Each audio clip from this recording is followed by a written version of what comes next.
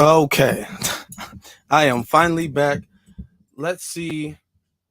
We got some people in here. As you're coming in, please leave a like. Please like the video because that really helps the channel. We're on our way to 2,000. Excuse me. We're on our way to we're on our way to 2,000 subscribers. That's gonna happen really soon. I'm guessing within the next month or so, we should reach 2,000. We're already over halfway there. We just need like a little push. We've been growing pretty well so far. Shout out to everybody in the room. Kenneth, happy Malcolm X Day. Our brother Torian Rain, happy Malcolm X Day. Rashawn, let me see. Why is it not letting me scroll all the way down? Let's see the comment. That doesn't. Oh no, I can't see what you said. That's hold on, let me see something. Okay. My first time catching one of you. Oh, this is your first time. Okay, well, welcome. I'm glad this is your first time. Now, StreamYard was giving me some problems. That's why I'm like 10 minutes late. I was here at 8 o'clock. Everything was ready. And then it started glitching and it kicked me off, said it was a problem. So I had to close the tab down, restarted it, same issue. I wound up closing the whole browser down, like everything, like cut Chrome out. Still the same problem. I had to reset the computer twice. And now it seems like everything is working. So, I mean, that's cool. That's fine. They're going to give me problems, but that's okay. We're still here to celebrate our brother Malcolm X. What I want to do tonight, is I want to go over some of his speeches, some of the lines from his speeches, so we can determine how well they've aged today, or we can kind of utilize them in our modern day situation, right? So, that's not what I meant to do. Okay, so I want to start off first with this one right here. Let me just, I don't know if I should do that or do this. It doesn't. Well, it doesn't matter. I do want you guys to see the shirt though. So let's go. I want to start off with this one for a very specific reason. And I'm going to, when he's done, I'm going to break it down, and we're going to do that for a number of his things. Of course, I can't cover everything. These are just a few things that came to the top of my head that I felt are very kind of vital in today's time that we can look at from like a modern lens, so to speak.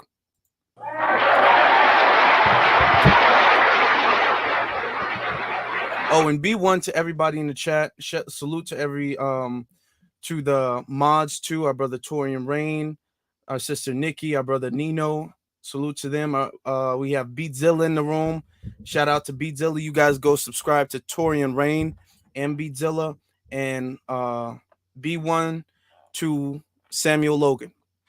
But let's continue with the thing.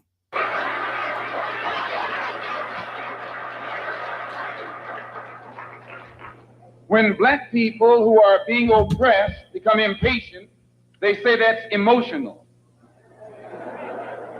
Please.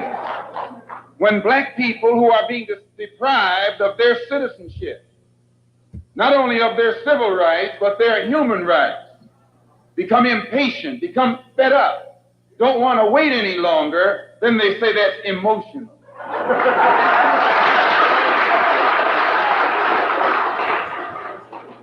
The Negro, so-called Negro leaders and organizations should be praised. They should be congratulated. They should be complimented.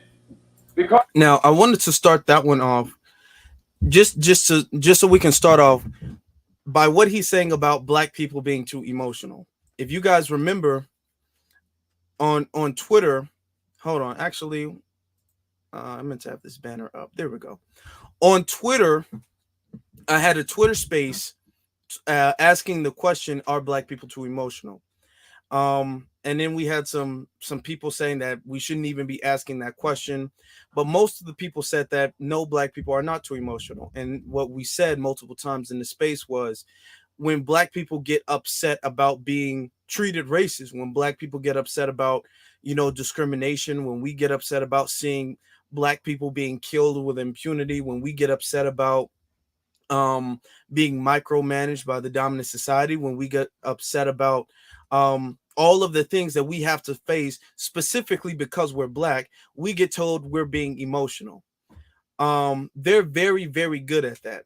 The members of the dominant society, they're very good at that. What they do is they'll say something, they're very passive aggressive with the way they speak and interact with black people. So they'll act very passively aggressive to black people, specifically foundational black Americans. And then when we retaliate or when we pick something out, then okay, you're playing what they call the race card. You're just being emotional. Everything's not about race. You're emotional. As I was just kind of reviewing some of his speeches, that came to my mind because I remember hosting a space asking, are black people too emotional? And the overall consensus was no, black people are not too emotional. And if we do have emotion, because naturally human beings have emotion, but if we do act on emotion, or if we do have like a burst of sudden emotion, you can look at that and look at all of the things that we've been through, all of the grievances that we've had to endure, and you can say that that's really justified. No other group of people have a right to be emotional like we do. And in my opinion, I don't think the way we act necessarily is emotional in comparison. Definitely thank you, Sister Nikki. Everybody hit that like button. I'm gonna try to be more interactive with the chat room as well too. I kind of slipped up on that, so I'm gonna try to do better as far as that's concerned. But let me skip ahead because I want to skip ahead to. Let me see. Where did I want to skip ahead to? I wanted to skip ahead, like right here. Your head is not that hard.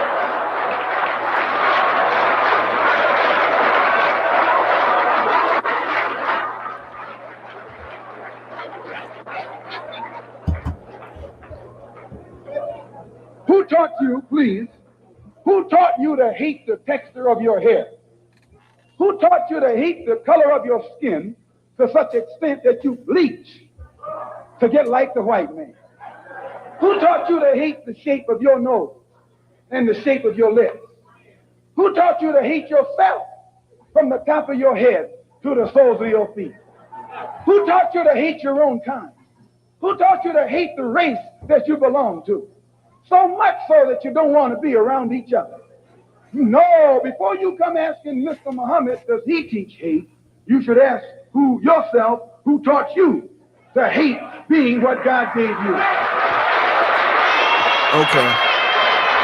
I definitely want to touch up on that because a lot of black people do secretly, I'm not going to say intrinsically, a lot of black people do hate themselves. There's a lot of self-hate in black people who have not been really awakened, or who have not reached a certain level of consciousness. Once you reach as a black individual, once you reach a certain level of consciousness, you will have a self-love for yourself that you didn't have before. Once you study your history, once you study your people, once you understand the way society runs, you will have a love for yourself and for other black people that you didn't have before. But if you're in this like sunken place, so to speak, if you're in this like mental cocoon and being controlled on strings by the oppressor class, then you will hate yourself. And unfortunately, we see that often throughout the world, especially in other parts. And this isn't necessarily to show throw shade, because that's not what I intend to do on this broadcast, but foundational black Americans, we've had a thing, especially during the civil rights time, where blacks is beautiful. We had big afros. We were throwing our fist in the air, right? That's an interesting name.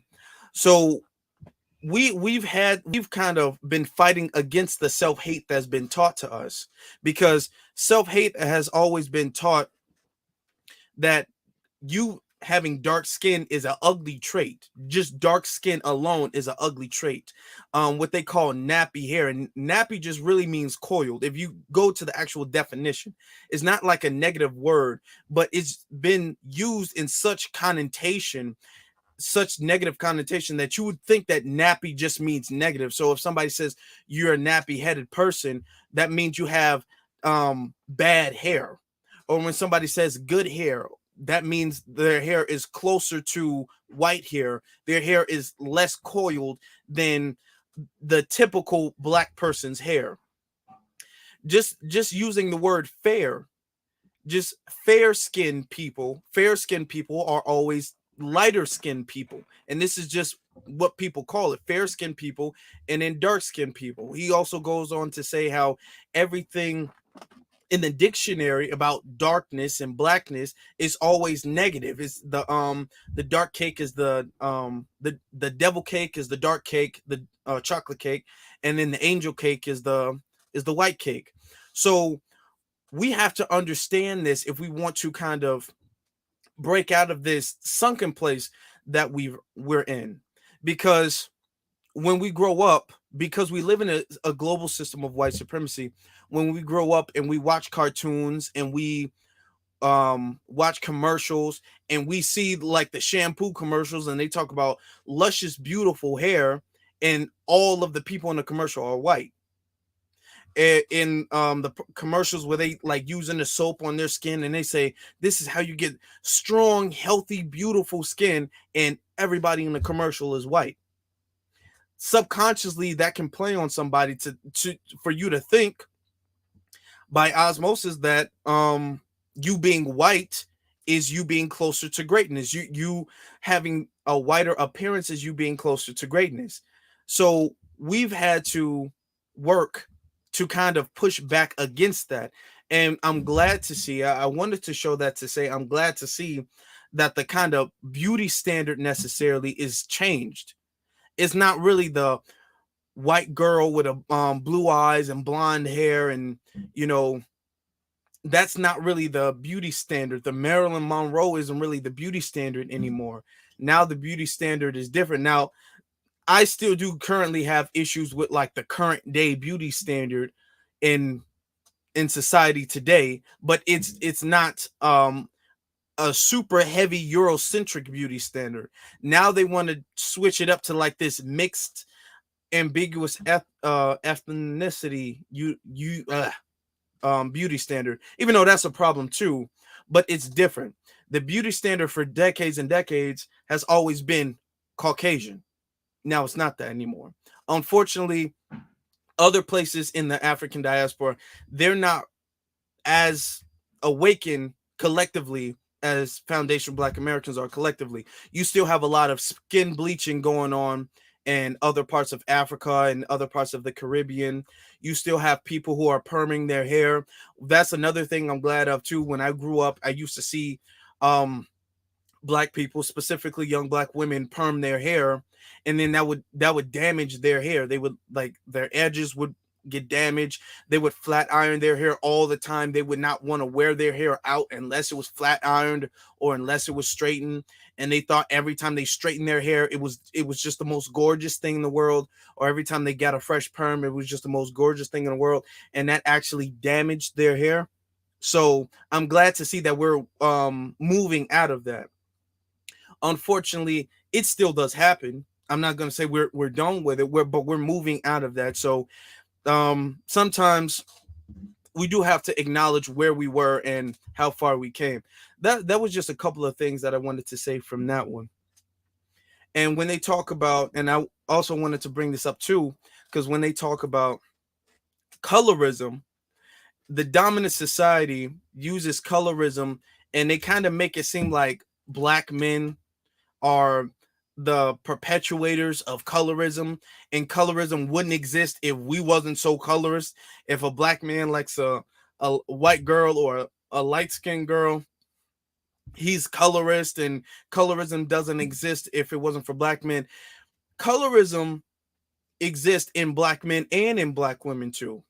People don't really want to talk about that. It exists because of the deep-rooted insecurity that the dominant society has taught to black people through osmosis, through teaching that whiteness is godly, so to speak.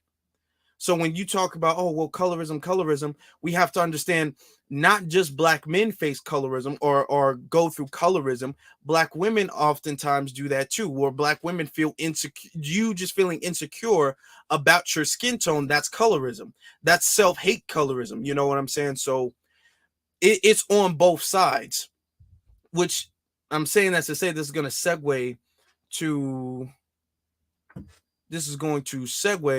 me see, to our next point. That's not what I meant to do. Excuse me, family. Let me just pull this up real quick. Uh, oh, okay. Let me see. Come on.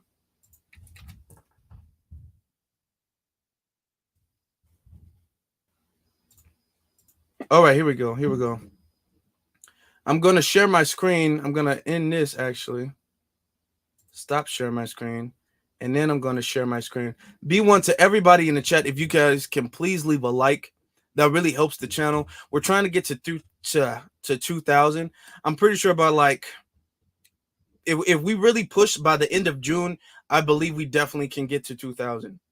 We're already over halfway there. So we can definitely get that taken care of with your support, family. I greatly appreciate it. And the reason why I'm trying to show the small screen is because I don't want anybody like doing no copyright nonsense later on. So I think this is gonna protect a little bit more. Let me see.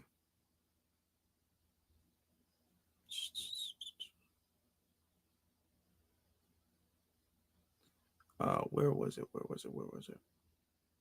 It was about right here. To in some way make the image of the Muslim. Okay, hold on. With any other group. This is a sort of a propaganda tactic, or what I would call psychological warfare, to in some way make the image of the Muslims in this country be a violent image rather than a religious image.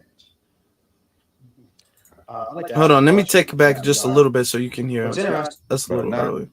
But it's not connected with any other group. This is a sort of a propaganda tactic, or what I would call psychological warfare, to in some way make the image of the Muslims in this country be a violent image rather than a religious image. I'd like to ask a question in that regard. What's interesting is that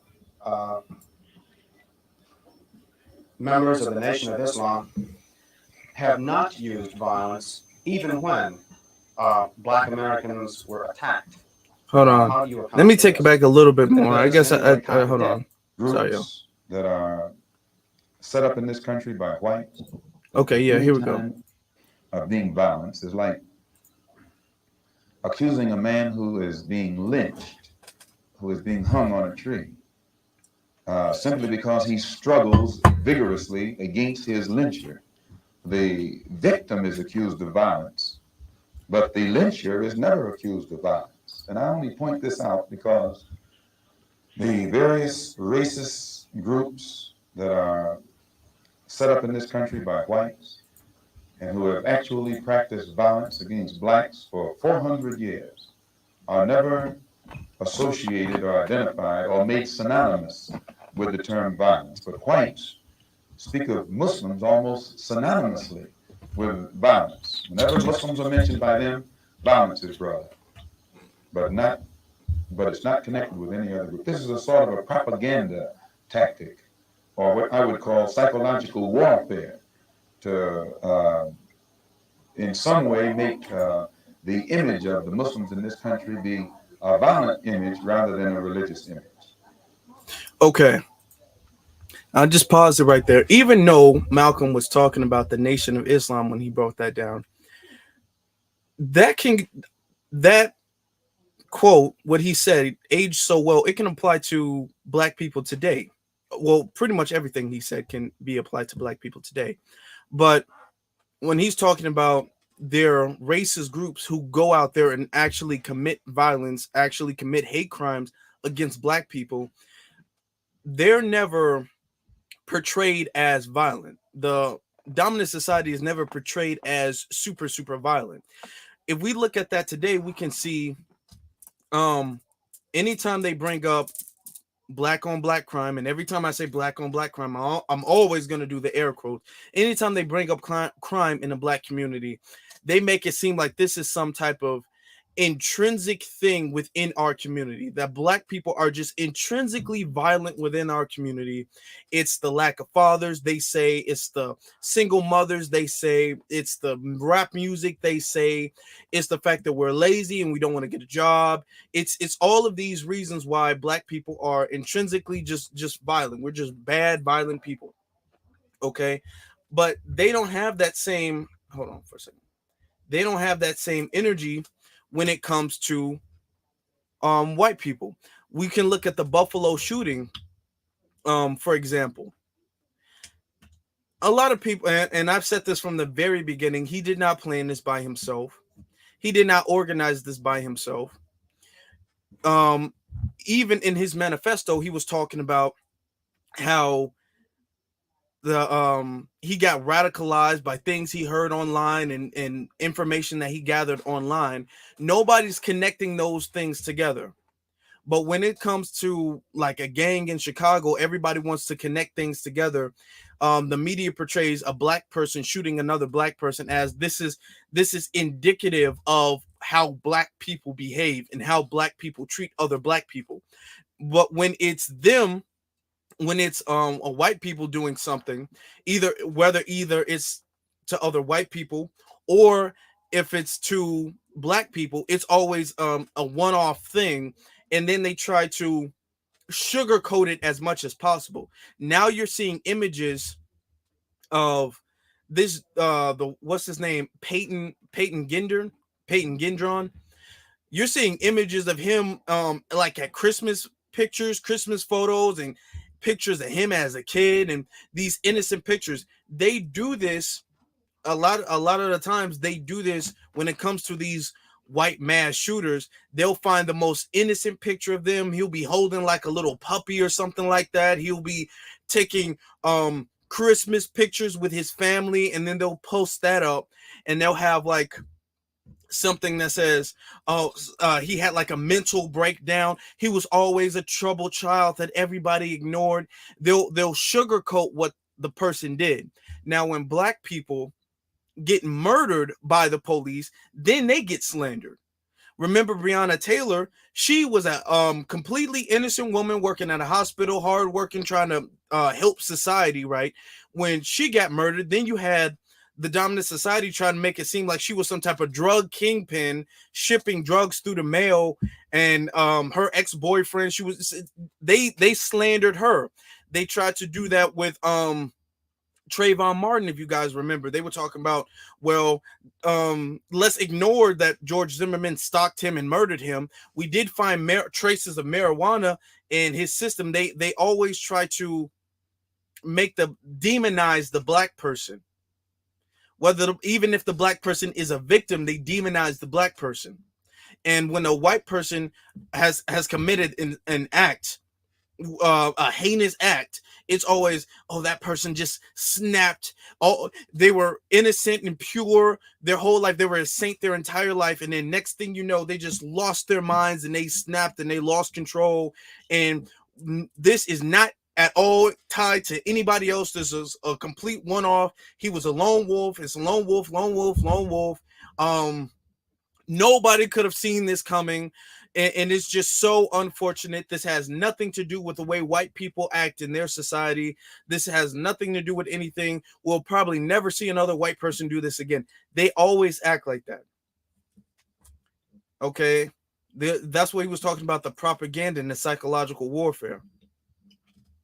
But I want to continue so we can get to some other quotes as well, too. Let me see. I wrote it down here. It was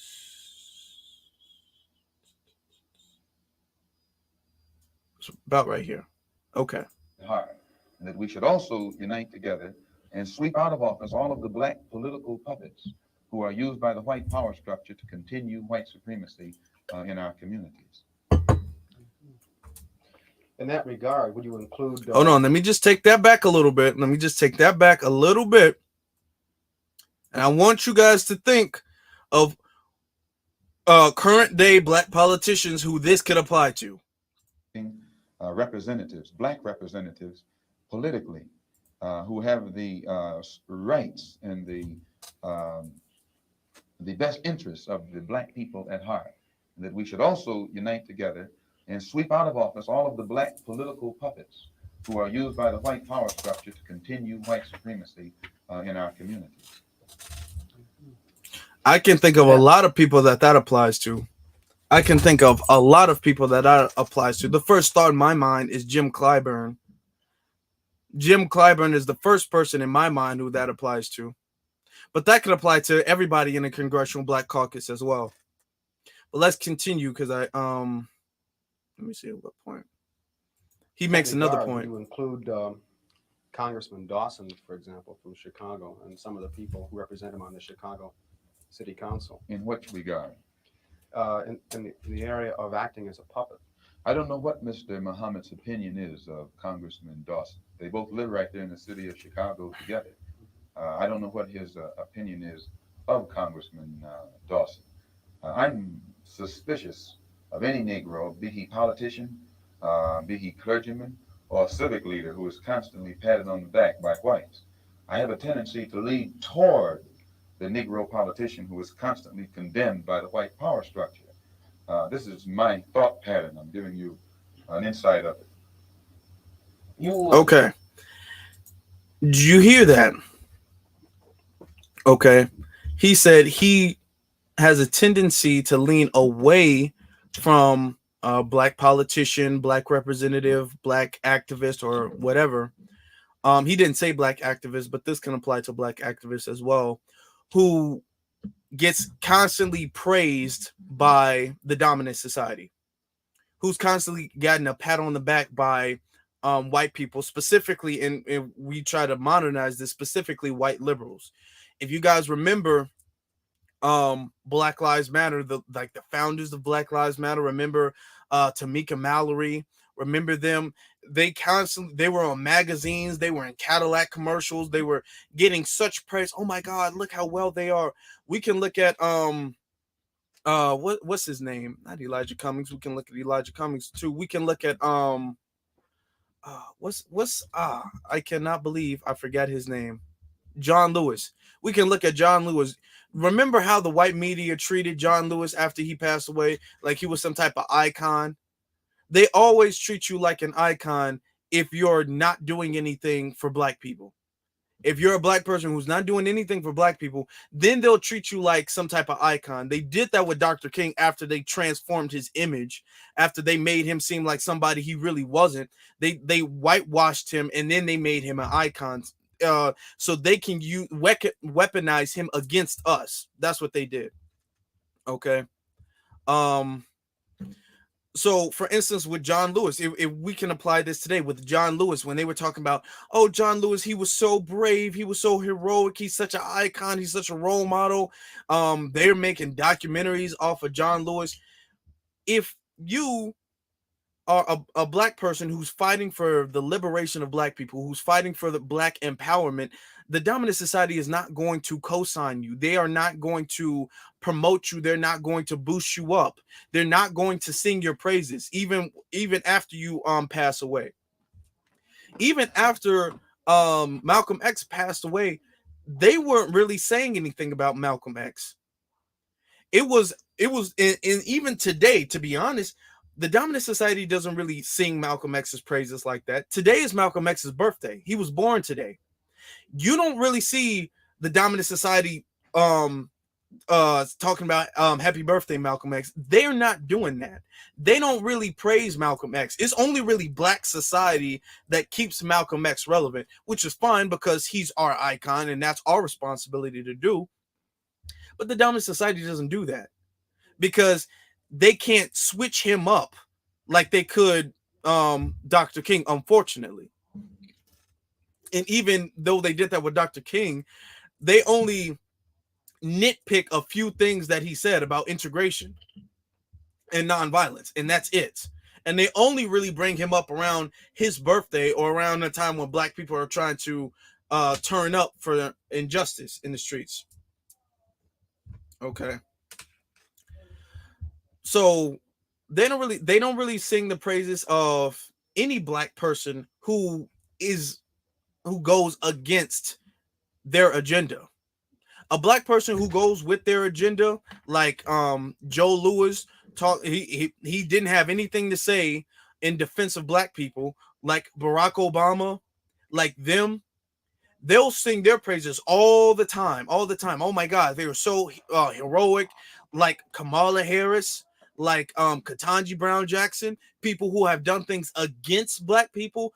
Next, they'll get boosted, they'll get applaud, they'll get, oh my God, she's the first black woman, this black in quotations, to be honest. Oh, he's the first black president. Oh my God, he's just so great and such a role model for the young black people. And it's just so progressive. And look how far we came. They'll do that with them because they know that they're controlled. They know that they're puppets just on the string, controlled by the oppressor class. They know that. So let's move on as well, because we have some other quotes we want to get through. We have a few other quotes we want to get through. Okay, hold on. I think I sped up a little bit too far. Okay. And friend in the same phrase. That is I to use say, friend in quotes.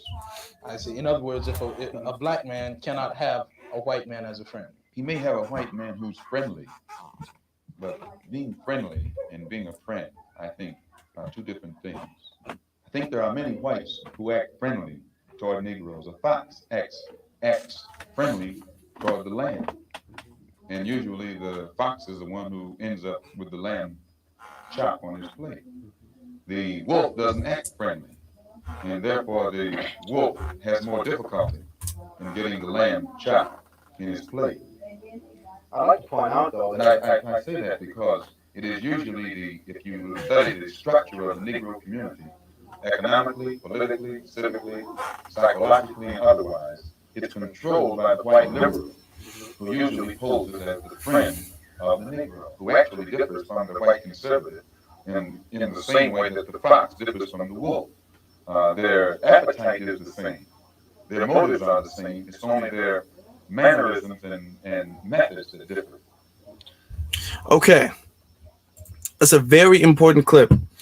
And if we look at that through today's lens, we're constantly getting told, now we know the elections are coming up, right?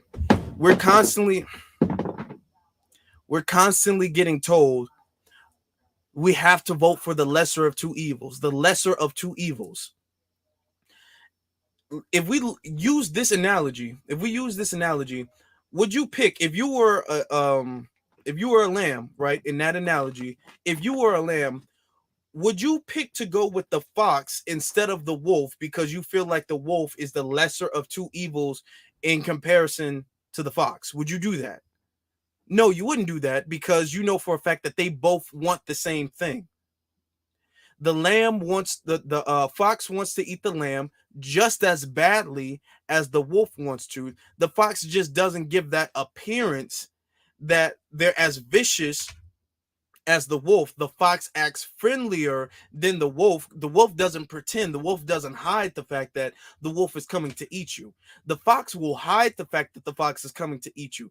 The fox will deceive the lamb into thinking that the fox has good intentions. The fox doesn't have any malice or any harmful intentions for the lamb. And then the lamb allows the fox to come in, or the lamb allows the fox to get close enough to eat them. If we look at that in our political system today, as far as Democrats and Republicans, they're both the lamb and they're the fox in that situation. And the Republicans and modern day Republicans, because back in the day, Republicans, it was a switch. But if we look at it in the modern day situation, you can tell that the Republicans, they don't really act as if they care for black people. When you say Black Lives Matter, Republicans will say all lives matter. They'll say, you know what, all lives matter. In fact, white lives matter. They'll say that. They'll say when the police kill black people, they'll say back the badge. They'll say we support the police. You don't really hear them saying anything about supporting the police until the police kill a black person. Then all of a sudden, all these white people talking about, I love the police. I want to support the police. No other times do they talk about supporting the police. And if we are going to tell the truth, white people cannot stand the police.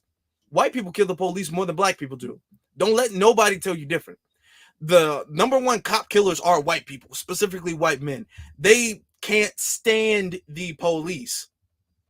The only time they say anything positive about police is when they're killing black people. That's the time they love the police. They won't let you know that, though.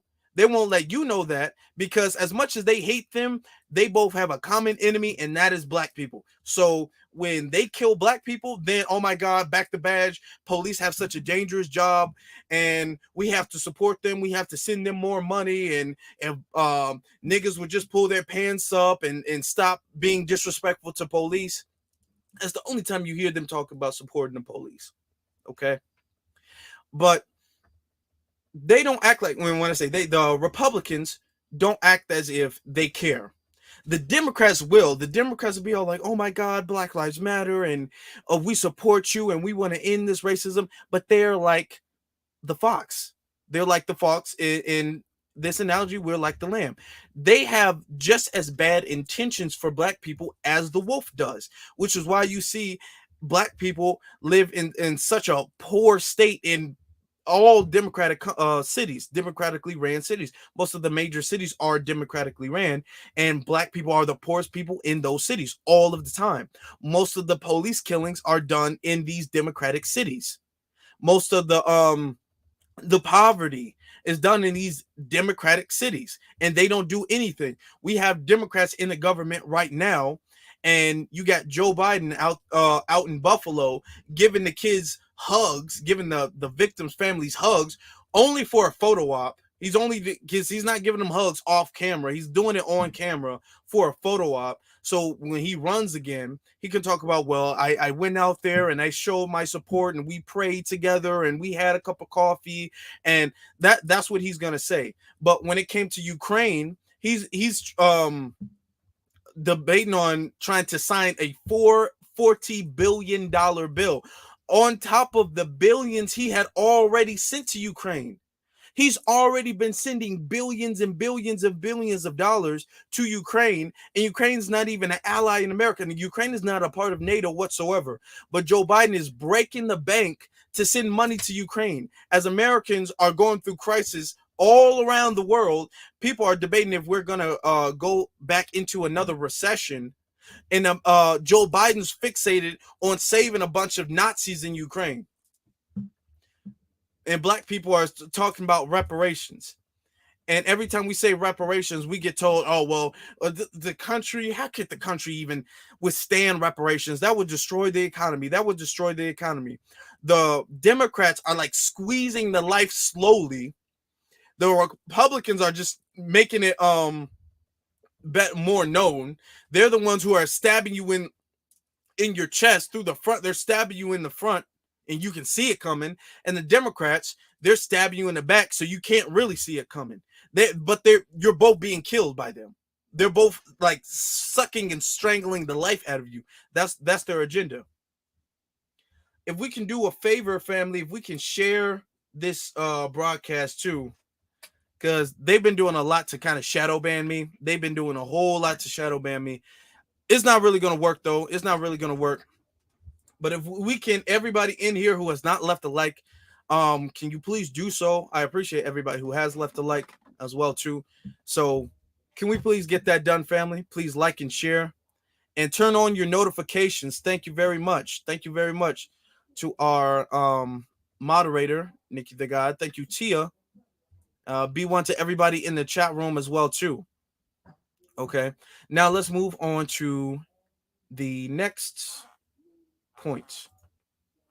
Next topic of conversation. So anytime anybody, I just wanted to say, anytime anybody says vote for the lesser of two evils, use the Malcolm X's analogy as far as the wolf and the sheep, the wolf and the fox, and say, okay, so which one should the lamb go to? Should the lamb go to the fox, or should the lamb go to the wolf? Which one would be better for the lamb to be eaten by, the fox or the wolf? Because that's what you're saying when you say vote for the lesser of two evils. You're saying choose which one you want to be eaten by between the lamb and the wolf and the fox. That's exactly what you're saying. Okay. So moving on. Let me see. Just skipping forward a little bit here. About right here. Okay. Then that white liberal is president. Herbert Hill is the labor secretary for the NAACP. Okay. And if he was interested in black people, he would prepare a black man with the type of knowledge and understanding of the labor troubles involving black people that would enable a black man to sit in the same position as Secretary of Labor or Labor Secretary in the NAACP. I'm suspicious of whites who join Negroes and always have to be in the lead, who always have to be the head, who always have to be at the top in Negro organizations. Those whites who really have the interest of blacks at heart, let them give some advice to some Negroes and stand on the sideline. But don't join the organization and then get at the head of it and pose as a friend of Negroes. Well, okay.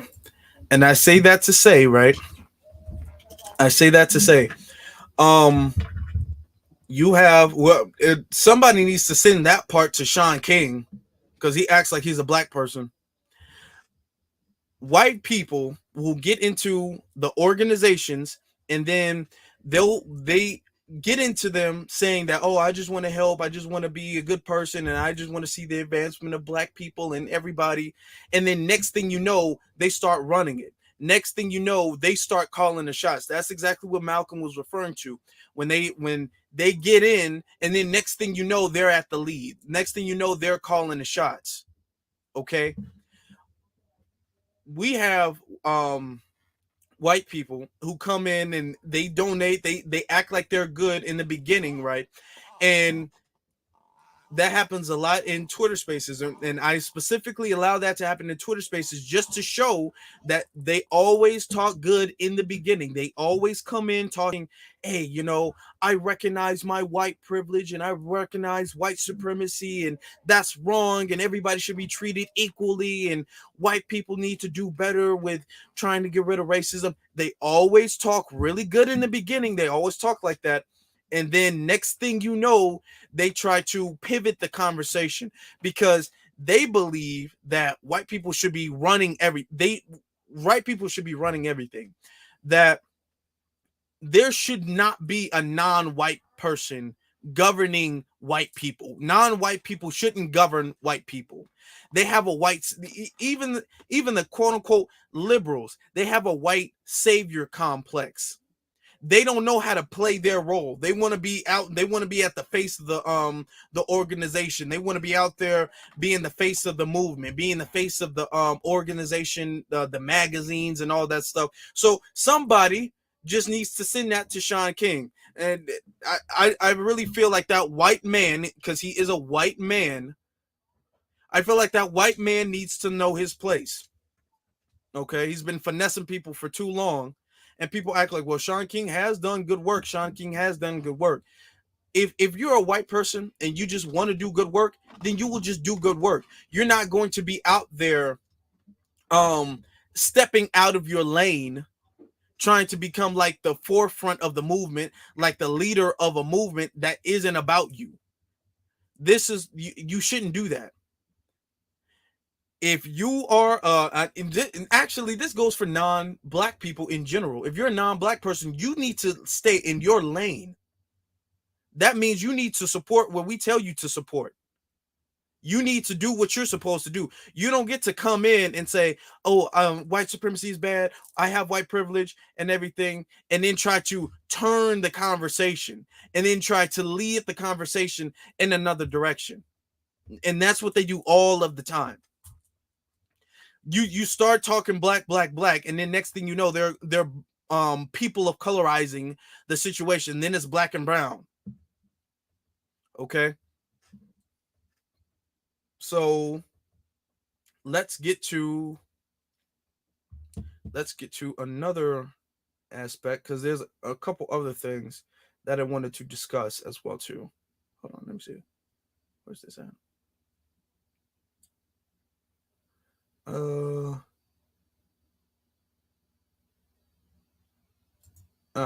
Right about that. Functions on a mass vehicle. And I think Baldwin told Dr. Kenneth Clark that Martin Luther King's at the end of his rope.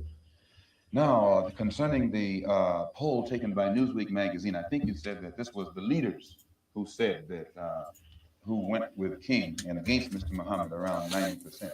I just told you a little while ago, these leaders that they call leaders, this included Lena Horne, this included Dick Gregory, and this included comedians, comics, trumpet players, baseball players. Show me in the white community where a comedian is a white leader. Show me in the white community where a singer is a white leader, or a dancer or a trumpet player is a white leader.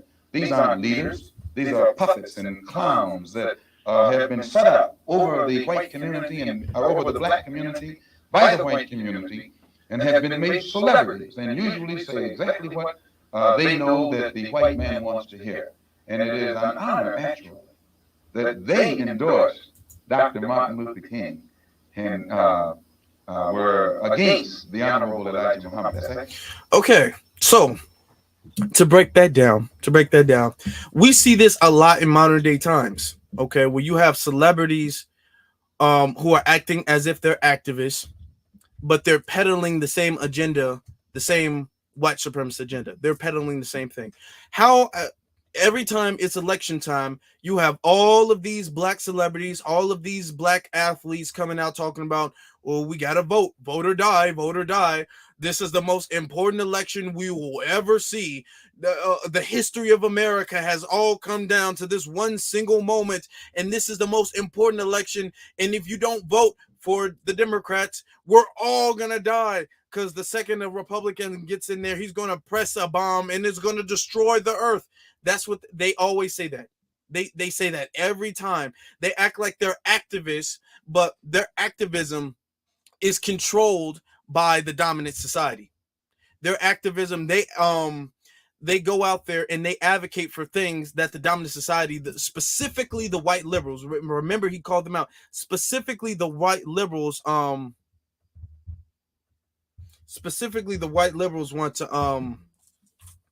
to say. Troll hunter. I'm gonna see about that. I gotta see you around a little more before I throw you a wrench. If I see you pop up more often, because these people, the people I've thrown a wrench to, I've seen around for a long time, and I've had personal conversations with people, with all of my mods, actually, with maybe the exception of one. But you see this a lot. Even when it comes to activists, these activists, like, for instance, Tamika Mallory, she get out there, Black Lives Matter, you killing black boys, all this stuff. And then next thing you know, she's talking about sexism is worse than racism in America. That's literally words that came out of her mouth. Okay.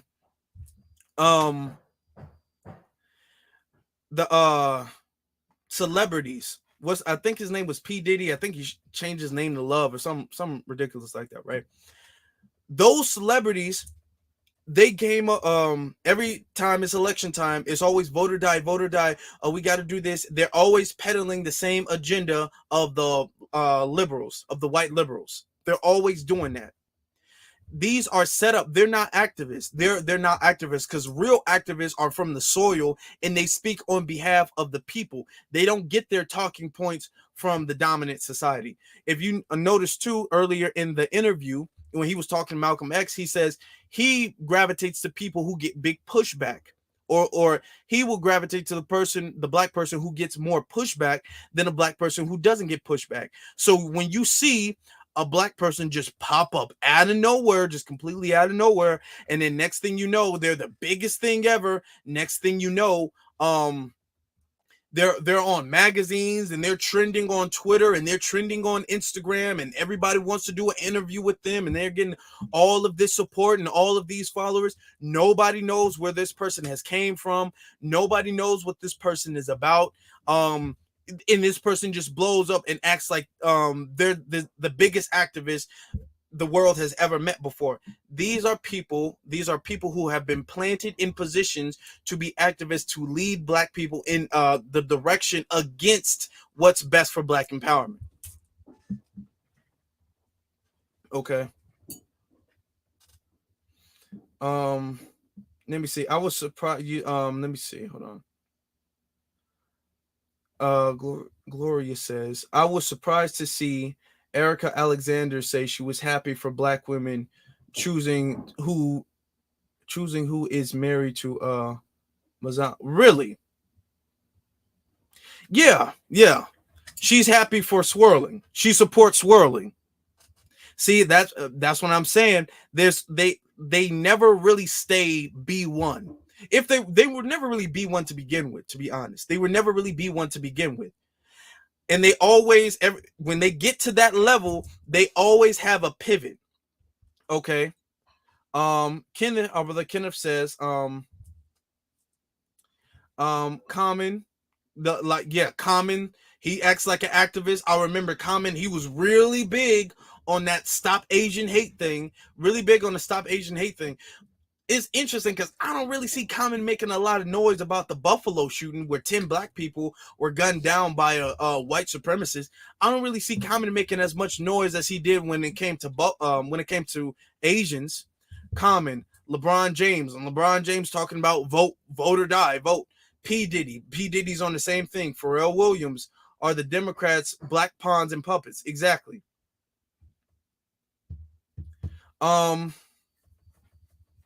He says you're one of Torian's Mons, Tia, and I mod, and Tia is another B1. Well, I'm not saying I'm not gonna give you the wrench. I'm just saying that I have to see you around more. This is the first time I think I'm ever like seeing you on the channel. And thank you for supporting the channel, but I gotta kind of see your consistency as well too with that. You can't just like show up and ask for a wrench. I mean, and salute to our brother Torian too. Check his channel out. And this not a diss, it's not personal. Gloria says some of these celebrities get on my nerves. Jennifer Lewis is another one. Exactly. Yeah.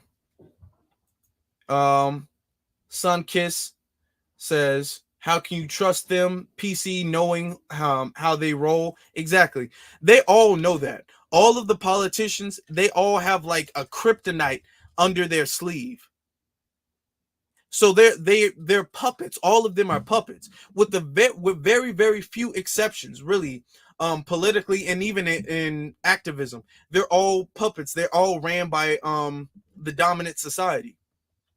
Okay, they all got big houses, millions of dollars, and I'm not saying that you can't have a big house. I want black people to have big houses and lots of money and be able to enjoy luxuries and things like that. I truly do want that, but they get that from the dominant society.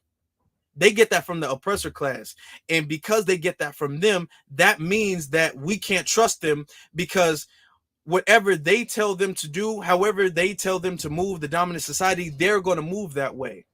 So when it comes to any issue, if they say, okay, well, we got to move that way,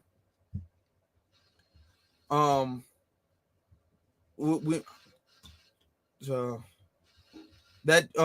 got to move that way. Exactly. Our brother Nino, that dude who was smoking weed on his campaign, I don't trust him. Yeah, people who do shady stuff like that, people who try to act hooded up, I don't trust that either. I don't trust a black politician who needs to like hood it up necessarily. Okay. You don't see, I'm trying to think of an example and I can't think of one. You don't see a Hispanic politician out there with a sombrero on his head dancing to the mariachi bands, right? Or eating a taco or a chimichanga. You don't see when Peter Liang was running for president, did Peter Liang was he at the Breakfast Club with some chopsticks Did he bring his nunchucks to the Breakfast Club or to the interviews? Was he trying to speak in an Asian accent? Was he talking about his favorite Bruce Lee, Jackie Chan movie? They don't do that. They don't do that with other people.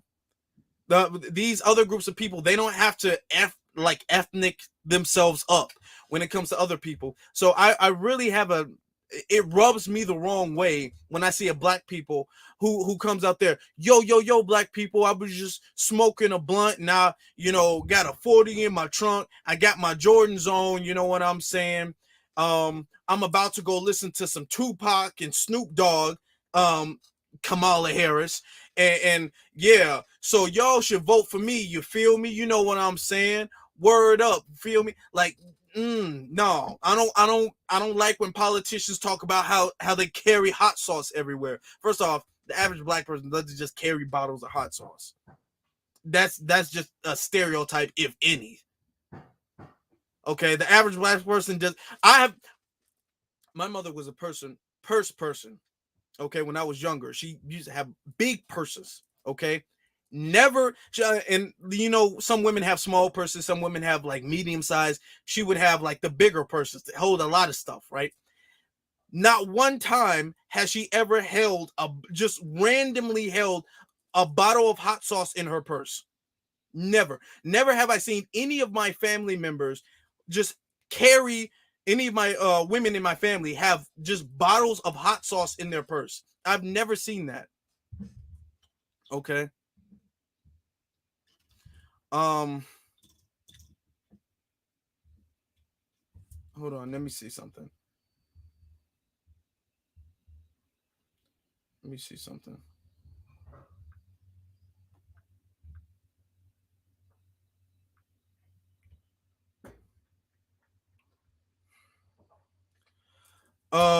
Okay, let me see. I was just looking at a message. That black dude.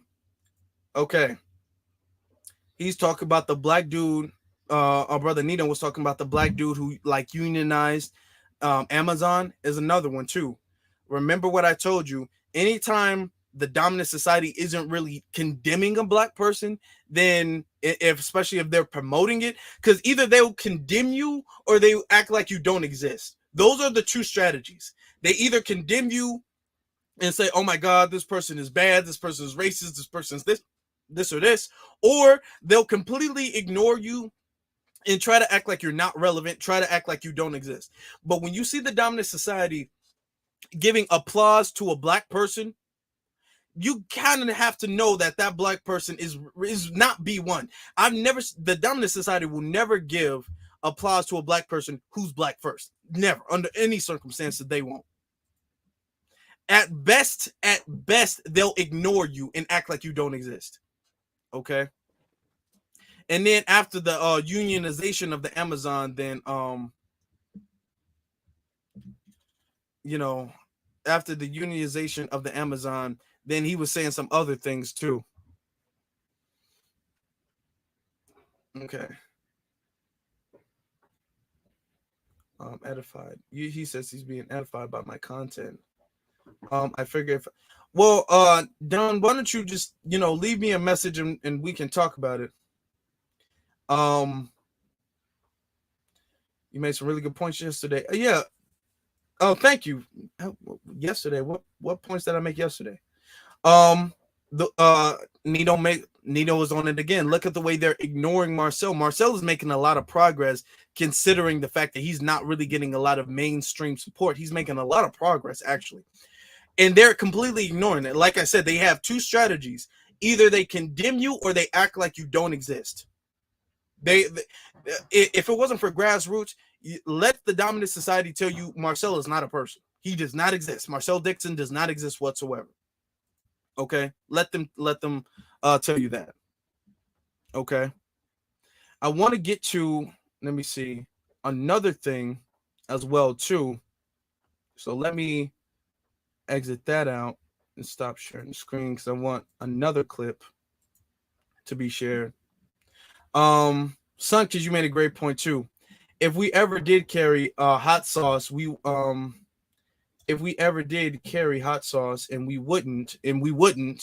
never advertise it. Anyways, We never advertise it anyways. That's just embarrassing. Yeah, it is. Yes, it is.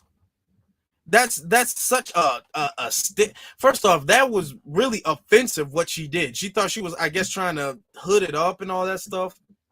Um, but that was really offensive and disrespectful what Hillary did. Talk about she just carries hot sauce in her purse. All of these politicians who try to act like they're like down with the soil, down with the community. That's what Malcolm was talking about when he was all like, these people are, they're in place for the dominant society. They're puppets of the dominant society. They use their methods to try to get some like grassroots support. So that's why you have what's her name, Kamala Harris, talking about how she used to smoke weed in college and listen to Tupac and Snoop Dogg, despite the fact that their albums didn't come out when she was in college. So that was just a lie. But she thought that black people were too stupid to recognize that. The dancing to Cardi B, all of that stuff. Joe Biden talked about, if you don't vote for me, you ain't black. All that's disrespectful. That's disrespectful. And they never go to any other group of people saying that at all, period. You don't ever see when Kamala, when she's talking about how she wants to advocate for the Asians, you don't see her talking about, yeah, and I love egg rolls and I love chicken fried rice. So you know what, you don't ever see them talk like that. You don't ever see them when they're talking about Hispanics. You don't see them talking about tacos and sombreros or anything. When they're talking about poor whites, they don't talk about, oh yeah, I put mayonnaise on all my sandwiches. They don't say stuff like that, but they mention hot sauce and fried chicken when it comes to black people. Okay, let me share the screen so I can get to another thing. Let me see. Okay. Now we discussed this. We had discussed this. Let me take it back a little bit. We discussed this in our last broadcast we did. Remember that dude who calls himself a black nationalist and who's out there advocating, initiating, harming other people, other groups of people? Remember that? And remember I told you that's not what we've been taught at all. We've been taught self-defense, and we should preach self-defense. We should not preach going out there and initiating any harm, and that's a COINTELPRO tactic. Now listen to the words of Malcolm on this. Hold on, let me do it like this. Violent with me. This is intelligent. But just as you see other people doing whatever is necessary to protect themselves, it's time today for the 22 million Afro-Americans to feel free to do whatever is necessary to protect ourselves. Take, for an example, in the Constitution, it gives a person the right to have a rifle or a shotgun. And in areas in this country where the government has proven itself either unwilling or unable to defend the black people, it is time for the black man to stand up and start defending himself, not to go out and initiate acts of aggression against whites or initiate acts of aggression against anyone. But in areas where we see that the government will not protect us or defend us or find those who have brutalized us and made us the victims for the past 400 years, then it is time for us to do whatever is necessary to defend ourselves. And it should be emphasized that by this, I don't mean that we should go out and look for trouble or start trouble or initiate acts of aggression. But we should feel that we're within our human rights, our civil rights, and within the rights of intelligence to do whatever is necessary when we are attacked to defend ourselves. In fact, the best thing to teach our people is never to be the aggressor, never to look for trouble. But anytime anyone makes any effort to brutalize us or to inflict wounds upon us, we should feel that we are within our rights to do whatever is necessary to repel them. Do nothing unto anyone, but always do whatever is necessary to keep others from doing to you, which they've been doing for the past 400 years. Okay. Do you see that? Those are words straight from Malcolm. Don't listen to anybody who's telling you you need to go out there and just randomly attack people. Don't listen to any activist who's preaching that to you. Okay? We preach self-defense. We preach, be aware of your environment, be aware of your surroundings, practice your Second Amendment rights, and that's what you do. And you defend yourself, and you defend your people, you defend your family. We don't go out there initiating anything. We don't go out there seeking just to harm random people. That is not what we do. Okay. And anybody who is telling you to do that is not telling that to you for the benefit of black people at all whatsoever. Don't listen to anybody like that. I was just scanning through some of the things that he said, and when I saw that point, I was like, okay, let me bring that up, because that piggybacks off of what we said in a previous broadcast about this dude going out there telling people that they need to just randomly start killing people. Okay, Malcolm specifically said we preach and advocate for self-defense. Self-defense. If somebody does something to us, then we defend ourselves. If somebody does something to our family members, then we'll defend our family members. If they harm our property, then we'll defend our property, or what have you. But you don't initiate anything. So anytime these rah activists, they're really agents, because that's a COINTELPRO tactic. They're really agents. But anytime you hear these rah activists talking about, oh, we just need to go out there and we need to show them how serious we are, and let's go out there and march, and if they get shot, let's just shoot random of them, let's kill the kids. Anytime they say that, just know that these are agents, because Malcolm spoke against that. Really, everybody spoke against that, but since we're talking about Malcolm, because it's Malcolm X Day, but he spoke against that. He spoke against that. Okay. Okay, so let me see.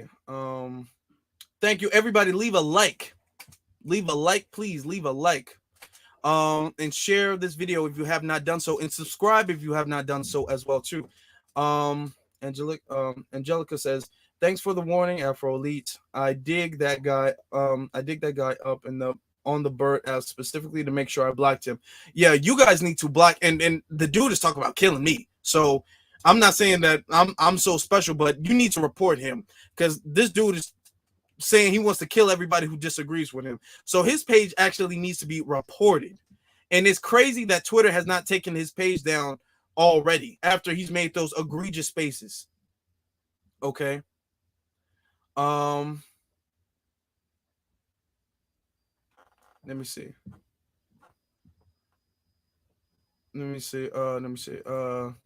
Okay, this one. All right. This is great, brilliant, and much needed podcast on Malcolm X and his speeches. Good work, Afro Elite. Thank you, brother Kenneth. Thank you so much for your support. That I had to do this today. Today is Malcolm X Day, so we have to break down a lot of things too. Yeah, his page is still active. His page still is active. And to be honest, to be totally honest with you guys, I don't even think he's black. I don't think he's black. I think he is a white person who's using some type of machine or using some type of app or whatever to like disguise his voice and make his voice sound like he's a black person, which is why you hear him talk so odd, so weird. The average black person doesn't even talk like that. Okay, he talks like he's literally giving a speech, and he's in a Twitter space. Like he has such a weird way of dialect. His dialect is just so weird.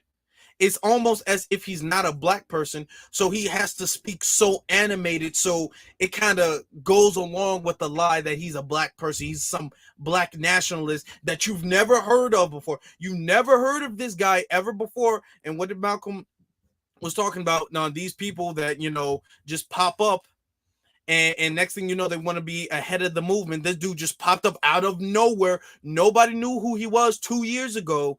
He just popped up out of nowhere. And next thing you know, he's trying to be some type of leader of the community, leading us down to some type of hate group extremist path. Nobody knew who this dude was. He just popped up out of nowhere talking about, I want to kill people. And you got dumbass people who are trying to follow him. I didn't even mean to call them that, but that's what they are. Okay. Exactly. Nino has had his pages taken down time and time again, and he doesn't do none of what this dude has done. None of what this dude has done. People have to literally report his page. Nino, the second the Twitter algorithm finds out is Nino, they won't take his page down. I like the numbers. I like more than watching. It says I like the numbers. Um, I like the like are more than watching. What are the likes like actually? Let me see how many likes do we have, family? How many likes do we have? We almost got as many likes as we have watches. If everybody right now can like, if you have not done so, we can get a lot of likes. One thing I wanted to say too, okay, I wanted to touch on this too. I feel like we've been having a great broadcast so far, kind of modernizing some of the talking points of Malcolm. Which one was that one? Okay, that was this one. I want you to listen to this. I feel like this one is very, very important as well. The injustices that he's afflicting against our people. We don't care what your religion is. We don't care what organization you belong to. We don't care how far in school you went or didn't go. We don't care what kind of job you have. We have to give you credit for shocking the white man by not letting him divide you and use you one against the other.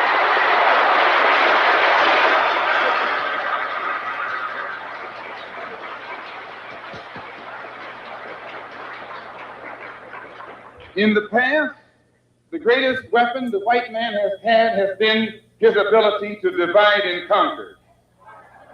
As Jackie Robinson pointed out beautifully on the television last night, 4/5 of the world isn't white. Isn't that what Jackie said?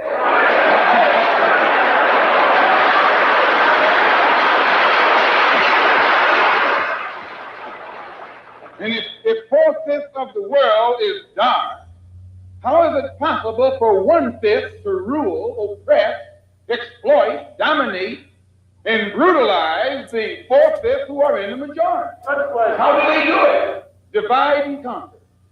If I take my hand and slap you, you don't even feel it. It might sting you because these digits are separated. But all I have to do to put you back in your place is bring those digits together. Okay. Danny, you said this is your first time watching a live. Okay, well, thank you for joining the live. We do this twice a week if possible. If we do it at least once a week on Mondays or Thursdays. And we try to keep that schedule. We're pretty good when it comes to keeping that schedule. So on Mondays or Thursdays, be expecting us. If I can't make it Monday or Thursday, I'm always gonna put some type of notification on my social media, which I'm gonna put right here on my social media. But when he was talking about, it doesn't matter if you're, whatever group where your religion is, if you believe in a religion or if you don't, what your political affiliation is.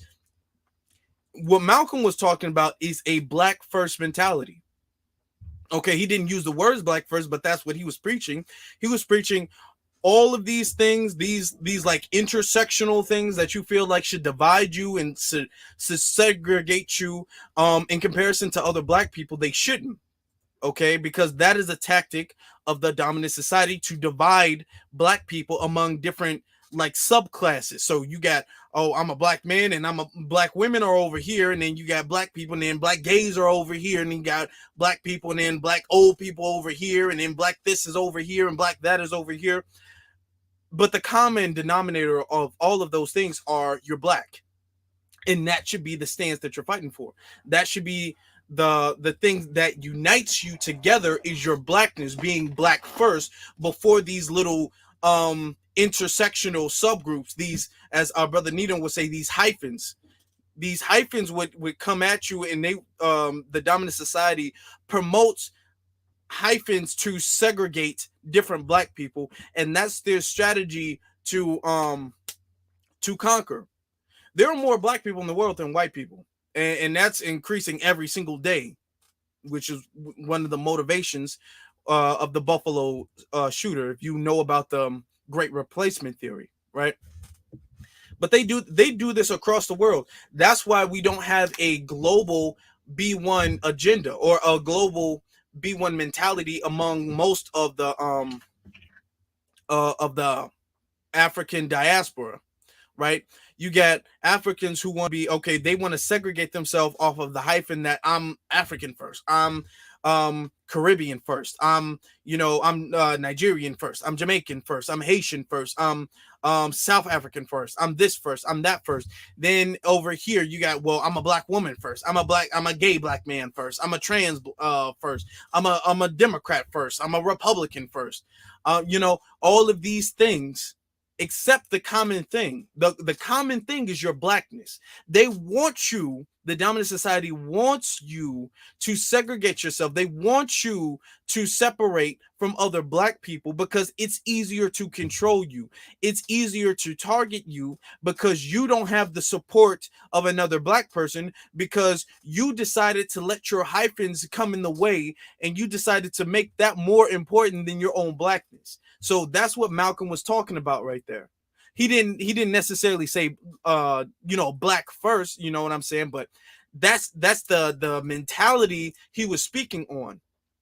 Put all of what you feel like separates you, and I'm not saying that you're not unique in your own way. I'm not saying that, but all of what you believe separates you, that is secondary.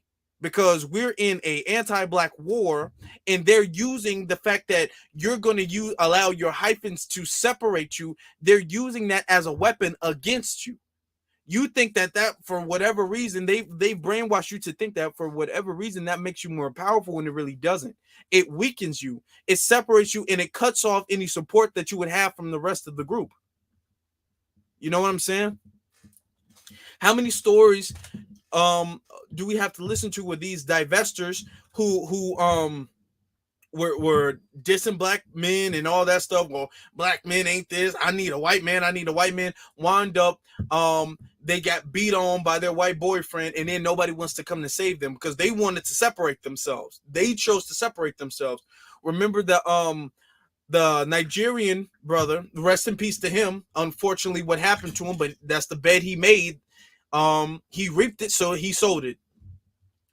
What's his name? Christian Ubumsaki, with his OnlyFans prostitute girlfriend who stabbed him to death and who killed him. He was dissing foundational black Americans. He was talking about we Akadas, we ghetto, and I want a white girl and all of this stuff. Then he got a white girl and she killed him. That's that whole, I want to separate myself. I want to cut ties with the community. I'm living in this own little bubble. And when you live in this little bubble, then when the dominant society comes to attack you, you have nobody to defend you. You have nobody to defend you. Now, this goes for your sexual orientation. This goes for your sex. This goes for your religion. This goes for your political affiliation. This goes for your age. This goes for your class. This goes for what area you live in the world, whether you're a foundational black American or you're not foundational black American. This goes for all of these things. All of these things this goes for, okay? I'm not saying that you need to drop any of those things, okay? If that's how you live, okay. All the power to you, really, all the power to you. But don't allow the dominant society to use that for you to separate yourself, for you to aggregate in a small little group, and then put whatever hyphen that might be above your blackness, and then you put that above your blackness, and you cut ties with the rest of the community. Okay. For instance, we see, for instance, Malcolm X was a Muslim, right? Dr. King was a Christian. What they don't want to tell you is the fact that Dr. King and Malcolm X, they were they actually, were on the same page. Unfortunately, before Malcolm X had passed away, they were that, and that's why they took that picture together. They only met one time. They took that picture together. Dr. King actually sent a handwritten letter to Betty Shabazz after Malcolm passed away, and then, Betty Shabazz sent one to Coretta Scott King after Dr. King passed away, or murdered, should I say, right? The dominant society doesn't want you to know that, because they want you to act like you have to choose between Malcolm X and Dr. King, right?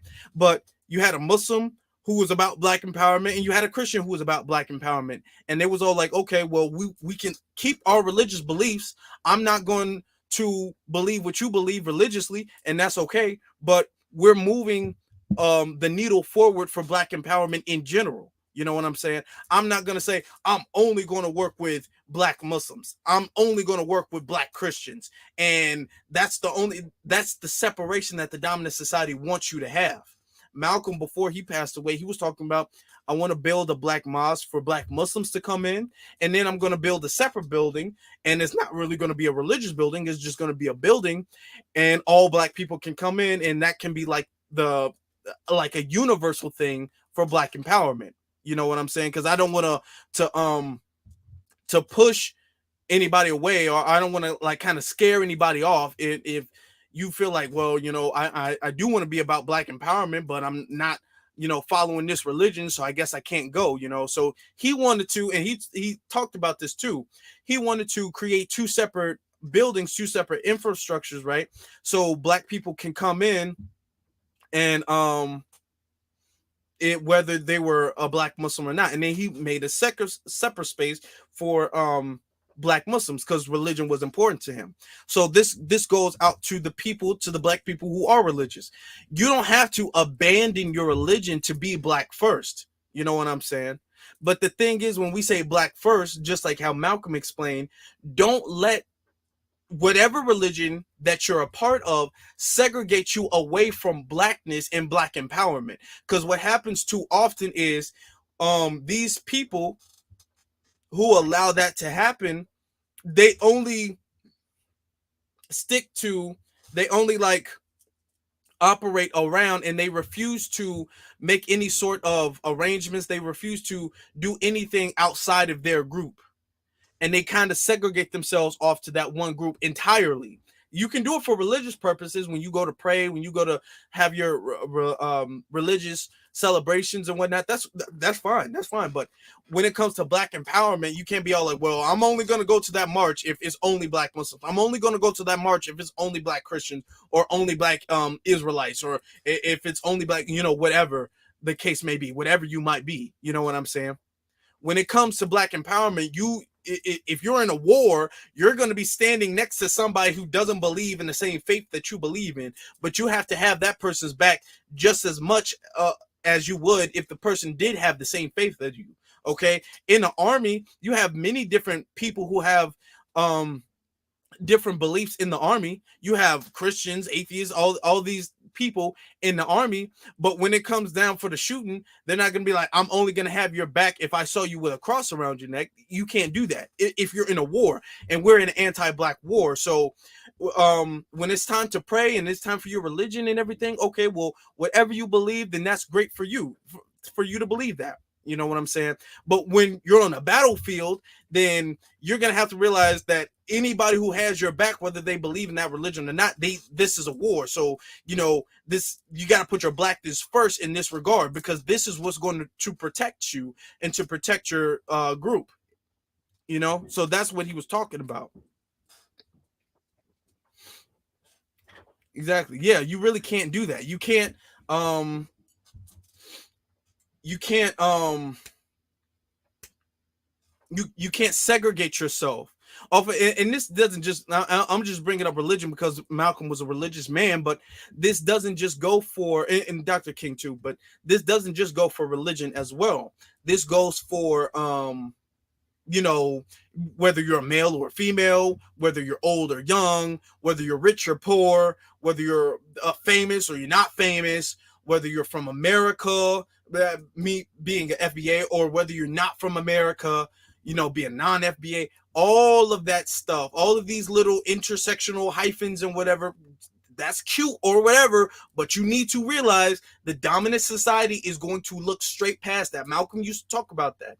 He said that in the speech. He's like, they're not killing me because I'm a Muslim. Okay? When they pull me over in the streets, when they see me walking down the block, they don't know my religious beliefs. Okay, but they'll shoot you anyway. They'll discriminate against you anyway. When you're applying for a business loan, they don't ask for your religion. They don't ask for your sexual preference. You know what I'm saying? They don't ask for that stuff. They don't ask, oh, well, you're applying for this mortgage loan. Are you a Democrat or a Republican? You know, they don't ask for that stuff, but they damn sure will ask if you're a black person. They will make sure they know if you're black when you're applying for that job. That your religious stuff, they don't know. Your sexual identity, they don't know, but they do know if you're a black person or not. So that's what he was talking about. You know, not to necessarily put that off, but you have to realize the situation that you're in. Okay, this is a war. You don't get to pick and choose who's your allies. You want to segregate about people. You want to play matchmaker. Everybody who you associate has to identify with everything you identify and has to believe everything you believe, and you're closing yourself off from support that you should have with the rest of the group.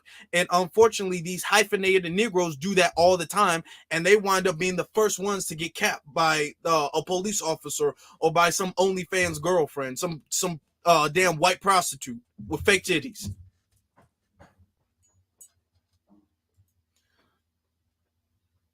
Exactly. You know, thank you very much for liking and subscribing. If you guys have not followed me on Twitter or in Instagram, the link is in the description below as well too. Salute to everybody in here. Before you leave, can you please leave a like? I would greatly appreciate if you guys can please leave a like and try to share this broadcast if you thought it was helpful, if you thought it was beneficial, because we're trying to get to 2,000 subscribers by like the end of next month, and I definitely think we can. We're having very steady, consistent growth in the channel, so I definitely believe we can. By the end of June, we should definitely be able to reach 2,000 subscribers. So that's the goal, and I need your support to reach that goal. So I would greatly appreciate it if you guys have shared and recommend this to a friend. Salute to everybody who's in the chat.